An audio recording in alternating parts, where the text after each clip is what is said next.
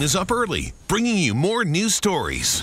President Trump is coming to Columbus on Friday for a fundraiser, but just last week, things got heated between him and Governor John Kasich on Twitter over who is more popular in our state. This morning, the E-Team's John Kasich takes a look at who holds the political power in our state.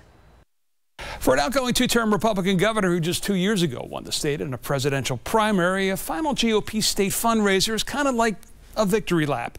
Instead, Governor John Kasich on Friday will likely be notably absent.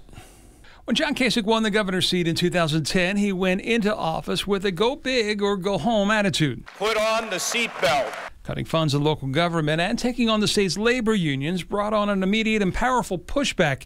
Kasich said at the time, lesson learned. When you want to bring big change, you have to prepare people for why it's needed. By re-election time, he'd win 86 of the state's 88 counties, launching him on a path to the White House, losing his bid to Donald Trump, but winning the state handily over Trump in March of 2016. Trump would go on to win the state and the White House without Kasich's endorsement. 2 years later, President Trump is now coming into John Kasich's territory and ruining his farewell party. Allies of the president now control the state GOP hierarchy, and Trump's Ohio campaign chair is now number 2 at the RNC, who last week wrote a blistering opinion piece against Kasich. You crossed the president at your peril. We saw that with Mark Sanford, who lost his renomination to be the congressperson from South Carolina. There's some other issues involved in that, but he was critical of President Trump.